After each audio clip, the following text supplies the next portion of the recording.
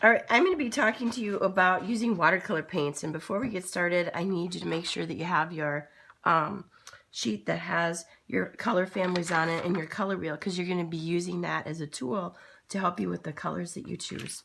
I have a nameplate. I have watercolors. These are called ovals. You guys are going to take 3 at a time to use, or you can take 1 or 2, but you don't want to take more than 3. You also need a color palette, and I put water in 3 of the cups that are here, and I left the middle empty. And then these other ones are empty because I'm going to use those to mix other colors. Okay, you guys have access to red, orange, yellow, and then you have green, purple, and blue. So you have those colors that you can work with.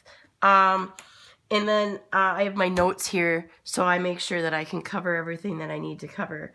But anyway, when you're using watercolor should be see-through when you use it. So, and then you're also going to need water to make it work. So I get my brush wet, and then I'm going to start, I think, with my lightest color first. And so I have to get it wet in order for it to work. So I can keep adding some water to it. And the more water I add, the lighter the color is going to be. So it's actually going to be like a tint. And then the less water that I have, that means there's more paint or pigment. And so my color is going to be more saturated or intense. So I'm going to choose for my letters complementary colors.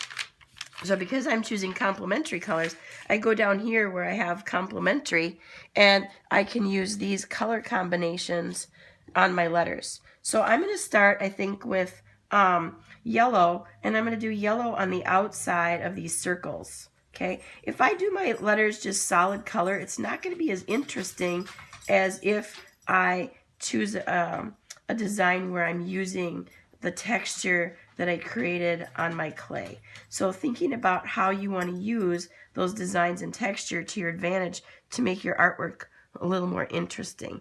Now, because I'm doing straight up yellow, I'm not mixing anything in here. I'm just going right into the yellow and going right onto the clay. If I were mixing colors, I would be doing that in one of these cups, and I would do that with the lightest color first, because the lightest color is the weakest color. So you don't have to change it much. Whereas if I start with a darker color, then I have to change it a lot if I'm adding a light color to it, because the light color isn't very strong.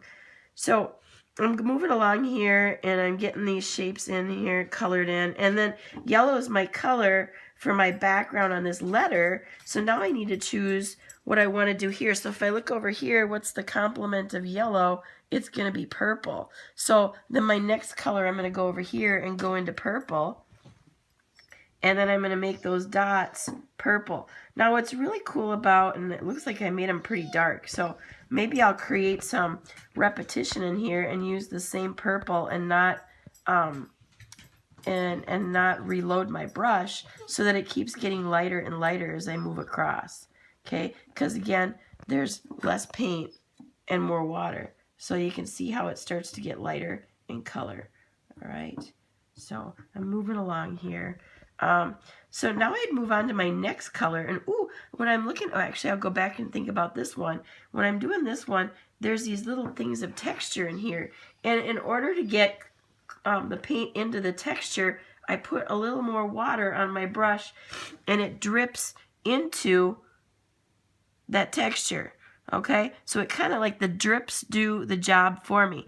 Now, there can be times when your drips, you don't want them, and they go somewhere you don't want them to go. Well, with this paint, if you have a lighter color, it's going to come off really easy, because remember, lighter colors are weaker, and then those darker colors are stronger, so they're going to be harder to remove, and you might see them through. But for the most part, you can take you can take a sponge, and you can go back and you can clean up those areas. Let's see what else I got. Another thing you want to pay attention to is having your color all even. So if I do this all one color, it's going to be boring. Okay, so I can come over here, and yeah, monochromatic, I can choose monochromatic, but I might choose to have maybe it could, like this has an exploding look to it, so maybe the outside is dark and the inside, or the inside is light and the outside is dark, or the outside is light and the inside is dark. So I can think about how I want to do that, or I could go from light to dark, or from light to dark this way, or light to dark this way, just to make it more interesting than if I just did it all one color. Okay, the other thing I wanted to show you guys, let's see if I can do what I want to do for mine, and maybe I want to just do mine black or gray. So I can get my black and gray and come along here, and again, less water equals darker clay. Now I can take this and I can start to spread it out and keep using it, and you can see how it starts to get lighter and lighter as I go out from the middle. All right, and so that adds emphasis again to my or not again, but it adds emphasis to my design, because I put that dark there, so then when I have these bright colors, it's really gonna pop. Okay, so you see how I'm starting to get these blotches. So I think I said before to you guys that if you have more paint, it's going to get darker. Well, another way to make it darker is to just put another layer on. So I'm going to put another light layer on, and I start to even out. Oops, too much. So if I put too much, I'm going to add a lot of water so I can start to weaken it. All right. So I keep going. I got to be careful because I'm noticing, I'm learning from my mistakes that when I first put this black down, it's really, really strong. So paying attention to that. And then I might put some more black here just to make this darker. All right. But I want to avoid these blotches in here. So I'm going to start just like weakening the color.